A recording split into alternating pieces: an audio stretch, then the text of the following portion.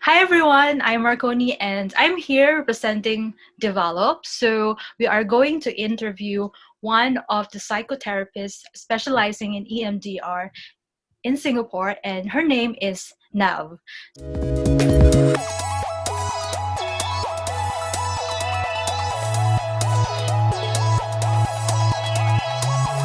So Nav actually has her own private practice and hosts webinars by the name of Heal with Nav to advocate mental health awareness and literacy and normalize the need for therapy. So this interview is actually very helpful for everyone to understand what is about mental health.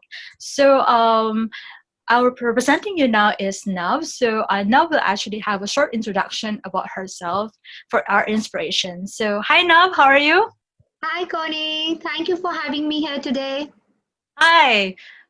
So actually have this question for you to start with is why actually have you dedicated your life to help people with mental health conditions, including in other parts of the world. So maybe you could share us about it. Thank you, Connie, for asking that because it's very relevant question for me also.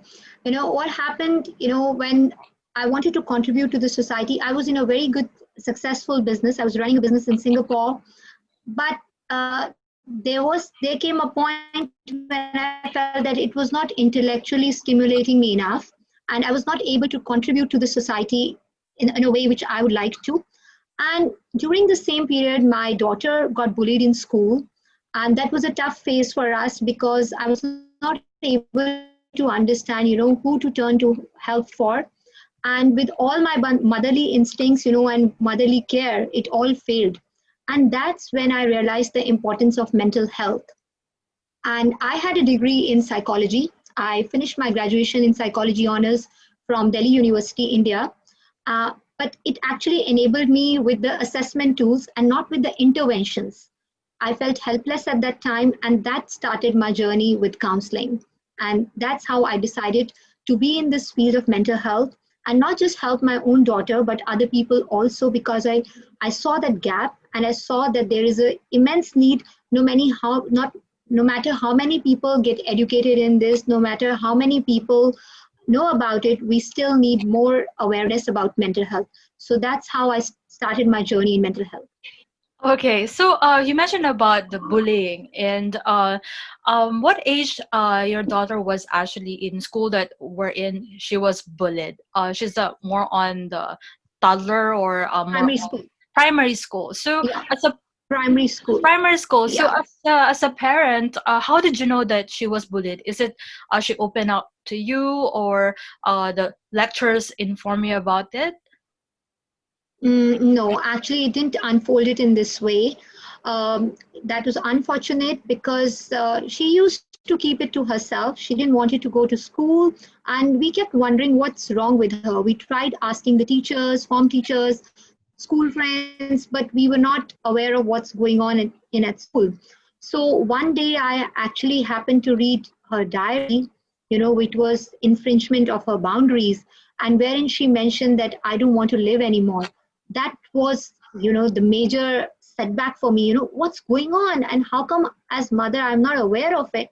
So I was taken aback by that incident, and that was the time when we got to know about it, and we came into immediately into action.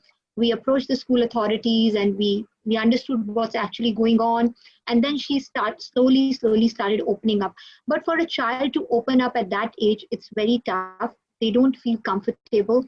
There's a lot of shame, there's a lot of guilt attached, there's a lot of fear of being judged, because in itself they are going through that age, which is very exploratory. They don't have a clear identity formation at that point in time. So it's tough for them to open up. So in my case, as much as my family was supportive for, we still own, or she didn't open up to us easily. It was a tough journey for us. Okay, so Yeah. I just feel that the parents as also must be very observant, what's going on to their Yes. children, because as you Yes. mentioned that it's not very comfortable for them to open up to parents especially at the very young Yes. age. Yeah. Okay. So this actually, for those who are watching this, for parents, they need to be very mindful. You know what's maybe because they can see it. So it's also an advice for them And to check their diaries. So this is really like hope. But is it some of the kids there don't use their diaries like me? Like I don't read or write. So but for yes, me, so I'm you, more very open, I could say. Yeah, I tell my parents, or maybe they can see in the action. yeah, Yeah, so okay. So yes. yeah, that's very So interesting. we Yeah. have to be, yeah. So we have to be mindful of, what's going on in their life. Is there any change in their behavior pattern, their mood, irritability, their sleeping patterns, their eating habits? Those are the small clues, which parents can pick up and see what's Mm, going on in child's life. mm. Yep. I also like read some news about those I don't know if it's very sensitive to mention, but there's some at the age of 8, they already have the intention for suicidal, thoughts. And I Yes. actually Yes. and the parents also have no idea, that suddenly the child is gone just like that. So I think to avoid that, parents really have to um make sure that in actions and in words they are very mindful. Okay. Yeah. So, Connie, at this point, I would like to add to it that the parents have to be attuned to their Mm, children. mm, We cannot leave things on their own. It mm, is not like last time, like when we were growing up, our parents mm, didn't give that much attention to us, and still, we are okay. We yeah. we somehow, because there was a kampong feeling, there was a community which was Correct. raising us. But nowadays we don't have that community aspect. We are mostly, the community is limited to social media. We don't go out also because of this COVID, and the timing in the playground is also restricted now. So there are no more social gatherings, and everything is restricted to social media. So where is the human touch? It's artificial intelligence. It is artificial. So we have to remember that there is no human touch. So in that case, the community feeling is not there anymore. So it is the responsibility of the parents, to become more attuned to their children and to find out what's going on in their lives and give them the proper direction. Mm. It's just like in terms of overall, right, in Singapore, I've heard, you can correct me if wrong, that it's actually the parents feel that um they don't want to feel that they're not doing the right thing. So it's like they don't want to be told that no, they're not doing the right thing for their children. So I'm not sure whether it's only in Singapore, but I think in other countries they're more welcoming to take advice from the therapists. But for Singapore, they find it no, we can make it. No, we're educated. We can handle our own life. We don't need therapies. We don't need someone to tell us. So I don't know where there's also a stigma in Singapore. So it just based on my observation that our parents here have the confidence that they can do it. So you don't have to tell me what to do. Yeah. So what can you say That's about good, this which is thing? Yeah. good. But I would like to tweak it a little bit. Yeah. Tweak it Okay. a little bit. Okay. That parents nowhere in the world would like to be told that they are not good enough for their Yes. children, Yes. or Yeah. they Yeah. are doing something wrong. But unfortunately, the parenting doesn't come with manual. Mm, There are changes. The generation is not same anymore. They are much more intellectually stimulated than we were. mm, In those times, they have internet, they have Google, they have access to a lot much, knowledge, what's going on around in the world. They have access to a lot many things. So they are very well aware and well informed. So in that case, which has a good which is a good thing, but at the same time it has negative repercussions. Everything comes with pros and cons. mm, So you have a negative aspect to it also, because then there are people who might enter their life and may manipulate them in ways. Then also they get addicted to gaming. They get addiction to social media. How many likes am I getting on my post? Or if someone mentions, hey, your ears are too big, you look like an elephant, that comment is going to stay with the child. So we don't know what the child is being bombarded with in terms of information. So the parents, of course, they don't want to say that we are not doing a good job, but they have to be much more mindful, vigilant, and at the same time, that bond and connection with the child. They have to have that bond and connection with the child in order for child to, bloom in a beautiful way. So they have to have that nurturing relationship with the child so that the child feels safe enough to come and open up to their parents. Okay, so yeah, that is a very good insights, Nav. Okay, so I have another questions. Okay, so as a mental health advocate, so what is the common thing that you hear from people living with such mental health conditions? Okay. First of all, I would say there's a lot of stigma. Still, there's a lot of stigma. Although a lot of work has been done in this aspect, still there is a stigma attached to it. Recently, I wrote an article, and the caption was, "You need therapy." The moment you say this to someone, it's like an abuse. It's like you are cursing me. It means, how can you say that I need therapy? You need therapy.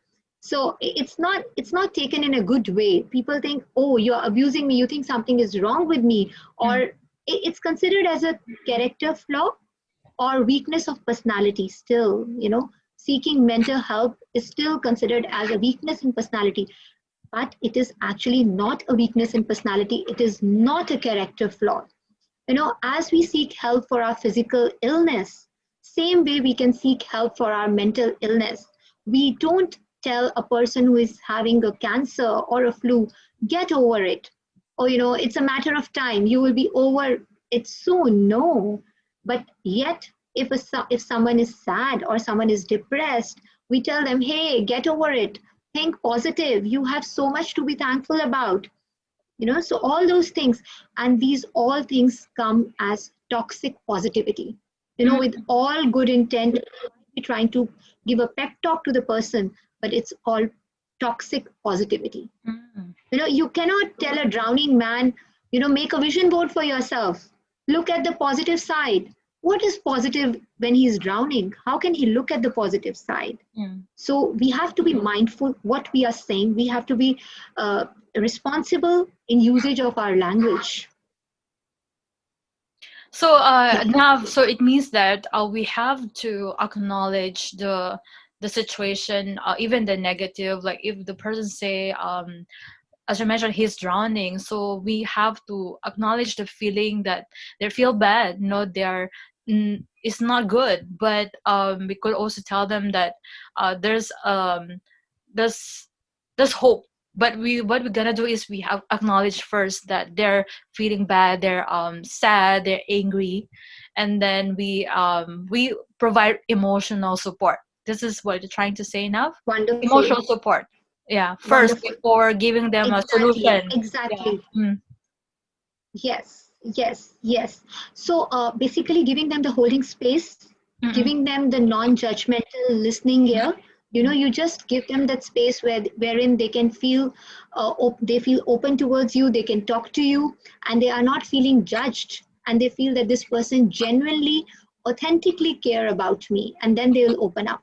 So if we can provide that holding space to the person, I'm sure it's going to work wonders. At least validate and acknowledge their feelings because they are struggling. The struggle is real. You may not find it real, you may find it absurd, but for the person who is going through mental illness, the struggle is real.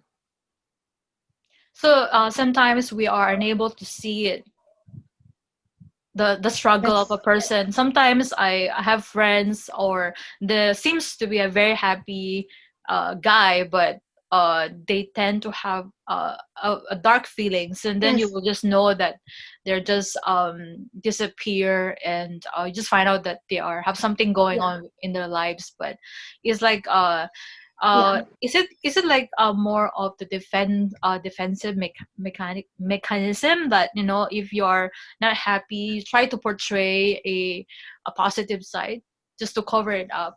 So mm, Yes, it could be one of the defense mechanism because they don't want to be shamed. They have fear of being judged by their loved ones. And also it could be that they are actually happy at times. What happens is, it's a spectrum. It's a spectrum. So if we compare it to the physical illness, sometimes the flu is of certain degree, and sometimes it becomes too much, and then you have to go and seek help from ENT specialists, like cancer first stage and cancer fourth stage. So it's a spectrum of illness. Could be bipolar, wherein there are episodes of mania, and wherein there are episodes of depression. So there are peaks and valleys. So could be one of these also. But mostly what happens is, people don't want to acknowledge their feelings, don't want to come out in open. They want to keep their feelings to themselves because of the fear of feeling embarrassed, fear of being judged by their loved ones. So they feel it's better to suffer alone. It's better to lock myself in the washroom and cry for an hour and then come out. Or they might start indulging in self-harming behavior, like cutting themselves when they feel that no one cares about me, no one hears me, no one understands. They start cutting themselves, or may indulge in any other self-harming behavior. Okay, so some actually, is it also because of the personality type, or it also the way that the parents nurture them or raise them? It affects in terms of the mental, I mean, like, of the mental issues, that how they handle things. So like you mentioned, that people are just like want to keep everything by themselves, and lock themselves up in the room and cry, but they don't want to show it. But is it because to the fact, based on the genetic personality, or is it nature or nurture? Very good question. Yeah. So actually, I would not like to blame it exactly Well, totally on nature mm-mm. or nurture. It's a combination. It's a Combination. combination. Yeah. Your genetics, again, if we say personality, people might think it as a personality flaw. So I don't want to go to that Oh, side and okay. put that label on it. Genes definitely play a role. If you have, means if a person has a mental health history in family, so there Mm. are chances. But having said that, it needs a proper environment, you know, a trigger to come along the way for that mental illness to properly develop. So, but sometimes it's in the genes, but the people never get that kind of environment or trigger to get that mental illness. Mm. So there are people who won't get it at all Mm. because of the nature, because of nurture, sorry, because of the nurture, because of the environment, because the environment they're raised in. Whereas people who may not have any genetic predisposition may still get it because of stressors in the environment, because of triggers in the environment, and they may not be able to cope in a way. They may have a little bit of less not resistance. Uh, I'm forgetting the name. I'm forgetting. Yeah. So probably, if something is like, if they feel that they don't have the necessary resources, or they overestimate the fear and underestimate their coping resources, Mm. they might develop some kind of mental illness. And it's not necessarily, it's a, again, I want to put it again, on record, that it's not a character flaw, it's not a weakness of personality. It can happen to anyone at any age in life without any proper causation to that. You cannot say 1 plus 1 is equal to 2 in the domain of mental health. So So the word I was mentioning, yeah, you mentioning, yeah. yeah, the word I was forgetting at that point in time was resilience. Mm. So resilience is a muscle which can be worked upon. Mm. We can build on resilience. So there are ways to build resilience. We do trainings for resilience building, and those resilience building, exercises can actually help boost self-esteem and help a person to overcome life stressors and life triggers in a beautiful way without breaking down or without giving into mental illnesses. So it means that resilience is actually something that uh we could actually practice. But how at a very It's young age, right? a How muscle. can we actually determine it? Because I believe that those people with a high resilience are those who are encounter a lot of uh problems. Maybe there are those from poverty. No, they're not live in a very rich family, so their resilience is very low. This is only my opinion. So what can you say about that, the resilience that they could actually acquire? This is what you actually saying. How to acquire it? Yes, How can yes. we teach Okay. the children of today, to have more resilience? Actually, Connie, it will need a community effort. It will need a Community effort. community effort. It's not easy, right? Yeah, because it's not easy. The reason is we all are operating on fear mechanism. You get these many marks, otherwise you won't get good school. You get this much, otherwise you are not going to get into JC. So we all are working on fear mechanism. There's a lot of do's and don'ts. We have to give the child that freedom of creativity. We have to give them that freedom to work around, to see around, to look around. But if we are going to guide each and every step, they eventually start depending on external validation for everything they do. The more they depend on external validation, self-esteem goes down and resilience also goes Mm, down. If we want to work on the resilience, it comes from this aspect that we validate them. We might tell them that this thing is wrong, but what is the alternative thing to do in a way which they can accept also. Don't impose things on them. Just bring them to a level of awareness where they themselves understand and want to change and do something. And because what happens is from the very beginning we tell them do this, don't do this, and there are a lot of control coming out from the external factors, be it parents, be it teachers, be it well-wishers or caretakers around, and their internal voice is always looking for external validation. And there comes a point that they internalize that voice from their caregivers, and that becomes their inner critic. And mm, that even if the parents are not nagging, even if the teachers are not nagging, the inner critic is nagging them. And when that inner critic is continuously nagging them, it eats up on their resilience. mm. They don't have that kind of self love, self acceptance. They always are in that mode that I'm not good enough. There's something wrong with me. I can do something more. If I do something more, I'll get more validation. People will recognize me. I am good only if I get certain grade. Mm. That thing. So if we want that kind of, for our children, wherein they can build resilience, it will need an effort on the part, starting from your own family. Everybody can work in their own individual capacity. So starting from our own families, we can do that. Individual, I'm a big fan of this line, we should think globally, but act locally. Act local wherever you are, in whatever space and domain you are. Mm. So that one small step which you take could be the first step for the whole generation. We don't know what kind of ripple effect it's going to have. Okay, that's very insightful, and there's a lot of opinions about it, I believe, and I think the resilience is actually um it's either starts, in my opinion, like it just starts from within, like because I have nephew and niece here. So I have a 3-year-old niece. I have 20 and 21 and 13. I saw them grow up since from my sister's pregnancy. When 9 months, I see them grow. So I can see the difference, and the way my sister nurtured them or raised them is the same. The amount of love and attention is the same, but they come up with a different personality altogether.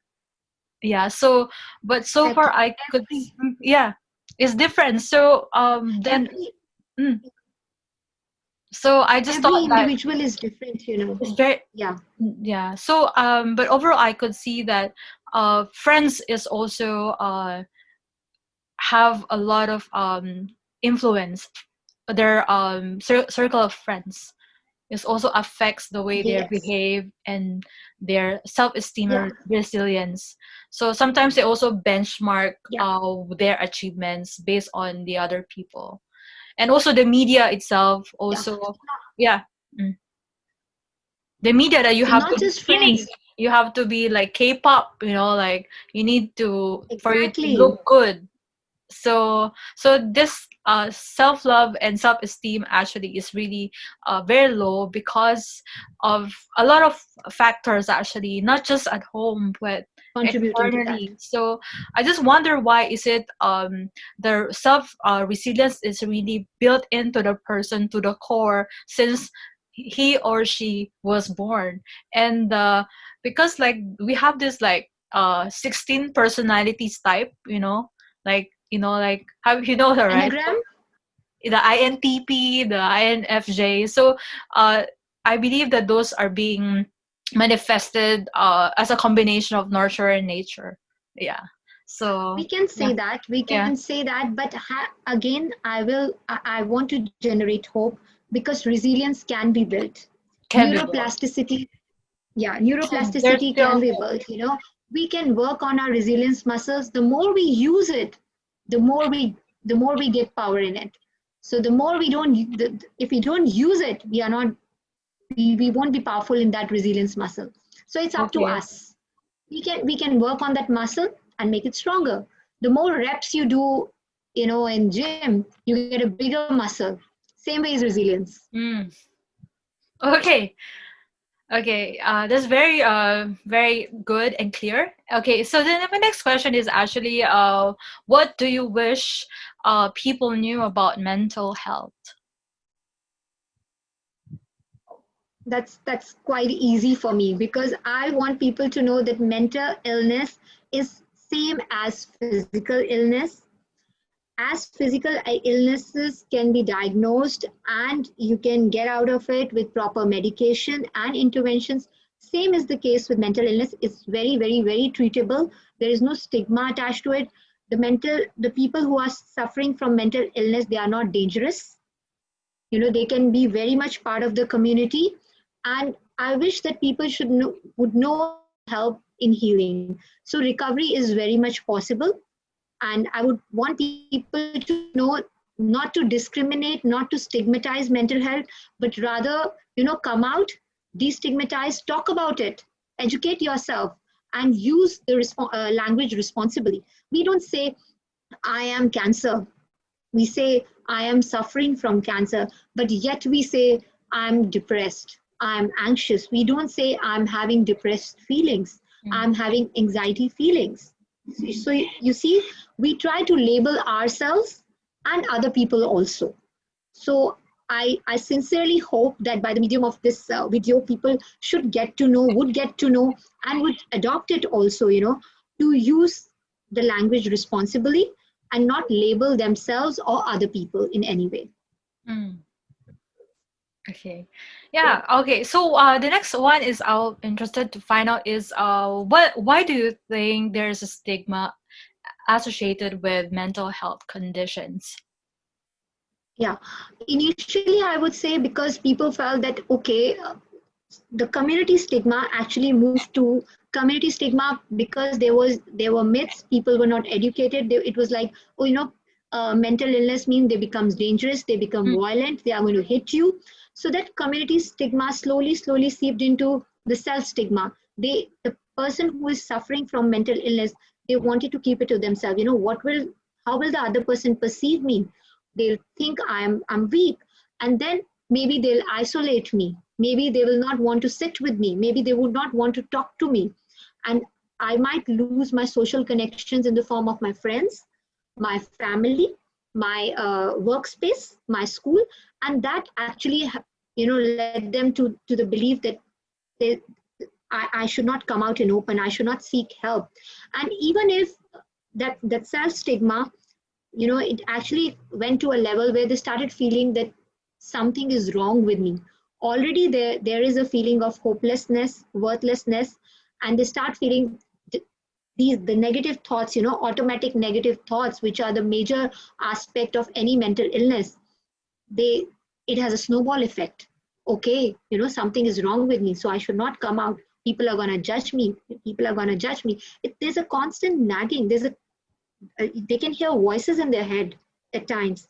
We cannot even imagine how a person with mental illness perceive the world around them. They are hyper vigilant. Something is going to go wrong, or they are in excessive guilt, excessive shame. Could be anything. So people actually don't wish to show that they need help because people may think that they are crazy. Is it crazy or dangerous Yes, yes. or psycho? Okay. So these words, Connie, you came up with the right words actually. You crazy, Connie, crazy, and Psycho. this one just now you mentioned psycho. All these words, they have a lot of taboo attached to them, a Mm. lot of stigma attached to them. You call anyone crazy, and they're like, "How can you say that to me? You are crazy." So there's a lot of stigma and taboo. So we use these words very very loosely. These Yeah, terms are used think very loosely. yeah, true. It's just I think people actually in majority maybe if they don't reach a certain maturity, they take it personally, or um let's say maybe they are not really experiencing a mental problem, but if just tell them they're crazy, they're already like very defensive. No, I'm not crazy, I'm normal. So like that. Yeah. So because sometimes Mm, me mm, and mm, my mm, friends mm, mm. also we call each other crazy, psycho, but we just say, yeah, that's my definition. I'm crazy. Just we take it very lightly. So Yeah. I think also have to teach people, don't take things too seriously for everything. But of course, if specific person have a really serious mental problem, I think the one they have to seek help. But sometimes it's actually very challenging. How to know if you really have a mental health problem, if you how to know Yeah, really yeah. exactly. I know there's a lot of like available online tests, to they're not really official, but Mm. they could actually check whether they are suffering from a certain mental illness. And I've also searched a lot of things that mental illness is a very broad um, subject. It's a very broad subject to focus on, but I think our interview now is more on the mental health stigma for the young adults. Yeah. Okay, so Mm. I'm glad, Connie, that you asked. mm, I just want to answer that part. I'm glad that you asked it. How would we know that this is the time it's yeah, becoming like a mental illness and it's not normal sadness, or it's not normal. How do we know? How do we yeah, define? As you mentioned that there are a lot of tests online and they're not official or whatsoever. If we have some symptoms and if we go to Google, you tell me what's going to happen. If I'm going to type my symptoms, what is Google going to tell me? uh okay, let's say you type that you have a very high that you don't care about other feelings, for example, and then you tend to be depressed all the time, depression, if you don't have some approval from other people, for example, or you are encountering isolation from a certain group of people. So let's say you Google that one, right? So your question is like what the internet will actually Yeah. Okay. yeah, I'll give if you I'll give you Google a it. scenario. I'll give you Okay, a scenario. scenario. Okay. Yeah. If a person is just see a lump in a breast, and they go to Google immediately to Mm, check out what is it, what will they find? mm. You mean the if there's a lump in the breast? Yeah, and they go to Google to find out, what Oh is yeah, it. they will tell you the serious stuff already. Like maybe you have cancer, you have yeah. So then suddenly people keep on like uh thinking that it's true. Like there's a little panic in there.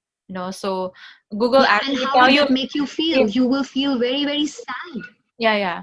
Mm. You will feel sad. You You haven't feel even very anxious diagnosed, and you worried. haven't Yeah. been to doctor. Exactly. Same is in the case of mental health. If you go to all these, tests which are available online, and you start checking yourself. Oh my God, this symptom. Oh, this is major depression. This is generalized anxiety disorder. This is schizophrenia. You label yourself. Mm. Love yourself enough to give yourself proper diagnosis. Mm. Please go to the specialist. They know what it is. They know what their job. You go to a therapist, you go to a psychotherapist, you go to a psychologist, psychiatrist. They will identify for you whether you have that particular problem or not. Please don't self-diagnose and label yourself one. That's very important and the most important thing. And I'm giving you a clue here. If the symptoms persist, if the sadness or whatever the person is going through persist over a period of time, maybe more than 2 weeks, and it starts interfering in the day-to-day functioning of that individual. Day-to-day functioning could be in personal capacity. He's not able to take care of himself in terms of doing daily chores, of taking bath, getting up, getting out from bed, and he's very tired. Or social functioning, either they withdraw themselves from the society, they don't no longer have interest in meeting their friends, and their day-to-day work, occupational, they are not able to perform their work properly. So anything which hampers their daily functioning and persists for a period of more than 2 weeks definitely needs to be addressed through a professional. So that's the point. That's the tipping point. That's the time when you know that this person needs a professional help. Mm. Okay. So you're actually advising to everyone that don't really rely on Google or Yes, internet alone. Okay, so if yes, symptoms persist, like if no, it's okay to be sad, to feel those emotions in a very reasonable way. But if it persists, and we have to communicate it and seek for professional help. Okay. yes, yes, yes. Okay, then my next question is what role can culture play in this stigma? Hmm. So, of course, not just the culture, community, religion, and which background you're coming from definitely plays a role. If culture is open enough to destigmatize therapy or seeking help, definitely people come out in open because they feel validated. They don't feel shame attached to it. There is no guilt attached to it. But if the culture in itself is like, oh my God, this is no.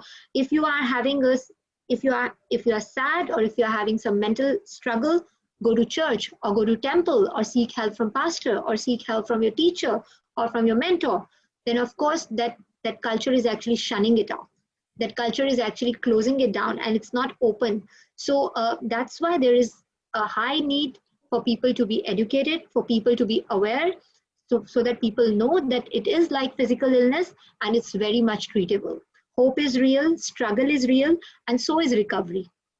Okay. So, what is your advice for teenagers and or young adults who are too embarrassed to get help? Okay. Okay, that's a nice question. So probably if they feel too overwhelmed and they cannot reach their parents, they can reach their teacher or school counselor or someone they trust and at least share their issues. Also, please write down a letter to someone who you trust. If you can't feel like you cannot articulate or you cannot go in person and talk to them, just write down a letter. If that is also not possible, there are SOS helplines in Singapore. Please reach out to them. You can Google, there are a lot of helplines available, and there are a lot of resources available for young adults, for children, even for primary school children. They can reach out on those helplines and they can seek help, which is crisis intervention, which is crisis management. And because their name is anonymous there and they are not seen there, they can dial the number and talk to someone on the other side. But the people on the other side are trained therapists, they are trained professionals, they know how to handle the situation and they can take it from there. Okay. So, actually, Nav, I believe you are specialized in EMDR. So, what is this all about? Maybe you can share us. So, how do you actually do the private counseling for anyone who actually are encountering some mental illness, or that we actually, how do you process the Okay. counseling for, let's say I'm actually seeking for help, and then how does this EMDR works? Okay.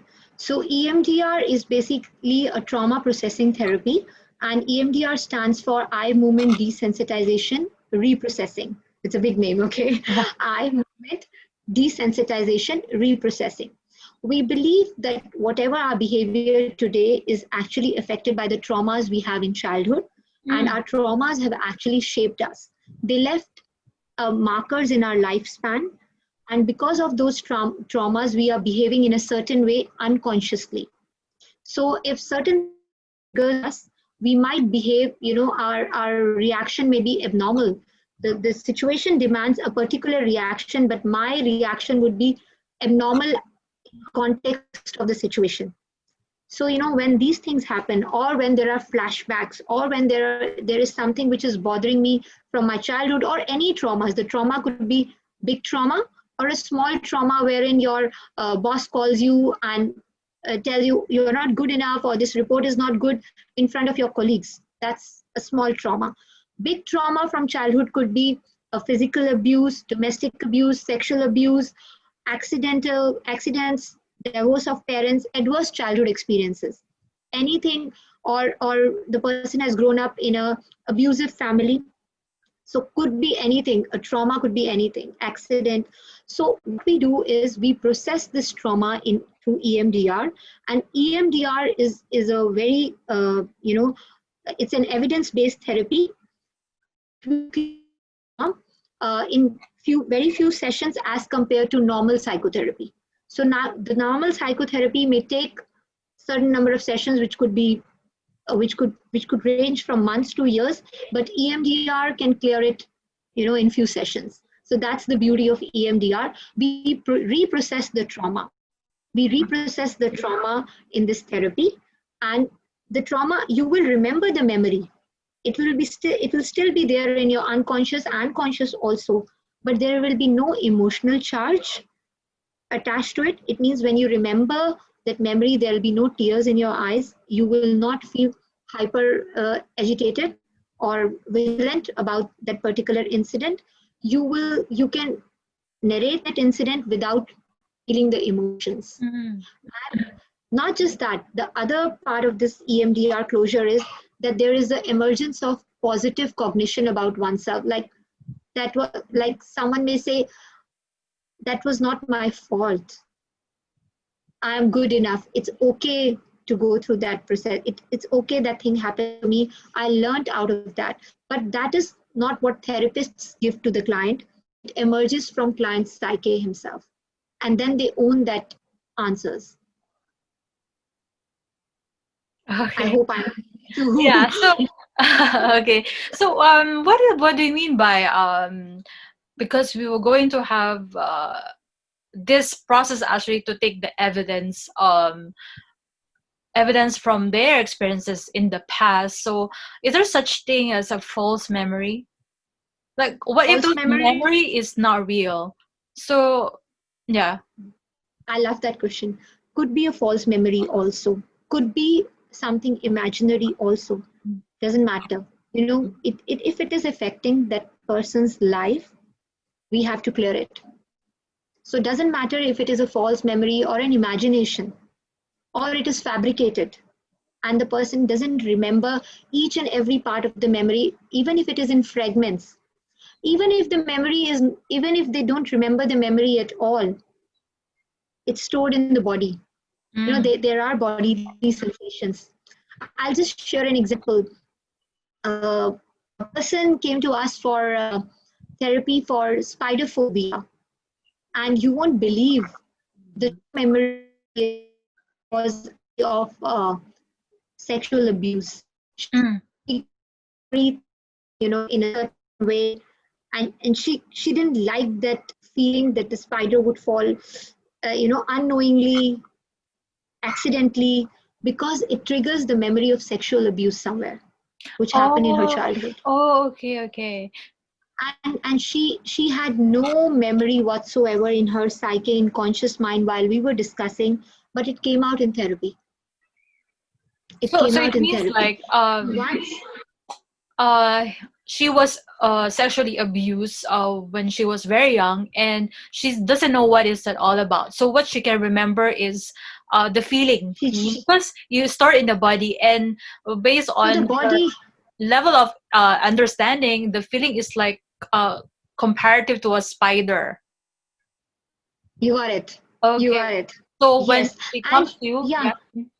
So when yeah. she So in comes to you, adult, it's, yeah. yeah, so in adulthood, she just remembered that I have a spider phobia, and there was no encounter with spider as such. So where did she got that idea from? You know how it developed. But the spider phobia, the scale was so high that spider, no, it would invoke that kind of feelings in her. So what happens in body is the body keeps the score. Our Mm, body keeps the score. Even if we consciously forget about the trauma, our body is storing the memory in somewhere in our body. It keeps the score. So when something happens in our life now, in adult life, and we feel, oh, my brain says, my conscious brain or my body feels, oh, it sounds same, it feels same, it must be same. mm, So the reaction which comes out from me is also the same, mm. because my brain is processing it in a way, oh, it sounds same, it feels same, it must be same, so I have to be fearful. So that's how the trauma memory gets formed, and it's stored in brain. And in EMDR, we use eye movements, which is like, we ask the client to move their eyes with, or we use bilateral stimulation. There are other ways also. We can do it online, or we do it face to face with the client in a therapy room, and we reprocess the memory. And then there is no emotional charge, and the symptoms associated with that problem no more, are visible anymore. So how about like so the start of the process, usually you have to find out some phobia and trauma of this person. What if the person say that I don't have any trauma or phobia? How to know whether this person is actually being open uh, to share his experiences? How to help a person who doesn't open up?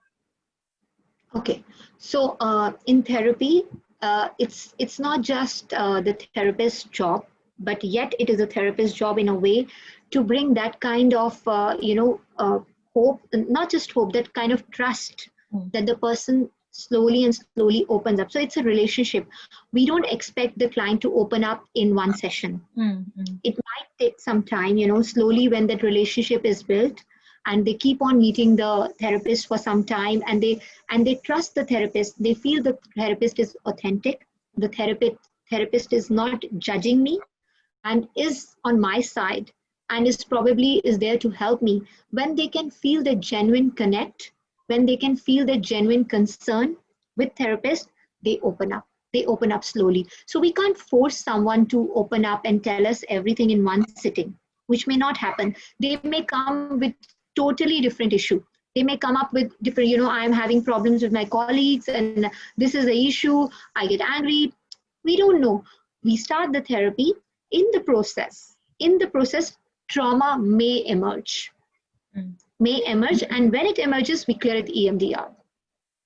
So the traditional psychotherapy might take much longer time, but with EMDR, we can clear it in very few sessions. So how can we support people that we love with mental health conditions? One is, first and foremost, don't judge. Mm, Please don't judge. mm. They are already struggling. They have their inner demons to fight. So let's not add to their struggle. Don't judge. Don't label them. Don't give toxic positivity to them. Rather, just give a listening ear to them, and active listening, genuine active listening. Be authentic with them. Be Mm, authentic, and just this one line, I'm here for you. mm. I'm here for you. Eventually, slowly, when they feel that you genuinely care for them, you are there for them, they will slowly open up to you, and you are actually doing a therapeutic job, you are doing a therapeutic intervention by giving them that safe space, that safety, that feeling of concern, the feeling of safety wherein they can open up to you and not feel judged and not feel being labeled, the fear of being labeled. And then you can do, when you are able to do that slowly and slowly, probably if the things are really not so well, you can probably introduce that, do you mind seeking professional help? I may join you, I can bring you there, I can help you with that. Do you think that I can help you? So, that genuine concern coming out in a very positive and nurturing way, and not, with a question mark on my face, what is happening to you? So that could go a long way in helping our loved ones. Okay, so is there anything that you would like to share? I would like to say thanks to you, Connie, for giving me this opportunity to come up in this way, especially, when World Mental Health Day is coming on 10th October, and giving me this opportunity to come and reach out to people. The only thing which I would want to say at this point in time is, don't suffer in, loneliness. Help is real. Recovery is possible. With proper psychotherapeutic interventions, you can overcome these struggles, and you don't have to suffer in silence, cry in silence. Just reach out for help in whatever way, in whichever place, wherever you are. Just come out in open, shed that shame. You are valuable, you are worth it, your life matter, you matter, you are unique. you know if you continue your journey, you are definitely going to contribute to this world in a very beautiful way. But don't give up on yourself, don't give up on yourself. Thank you so much, now, for this very insightful and helpful interview. And you could actually, for those viewers out there, we could actually put the social media links of Nav. So if you would like to ask question, you could uh, connect with her in her Facebook or Instagram. So you could see on our description below. So for any questions, you could also put your comments in the video. And yeah, that's about it. Thank you so much. Okay, so Thank you. please like and subscribe our video and our channel. Please like this video and subscribe to Develop YouTube channel. Thank you. Thank you. Okay. Have a Welcome. nice day. Yeah. You too. Thank you, Connie. Bye Have a good bye. day. Yeah.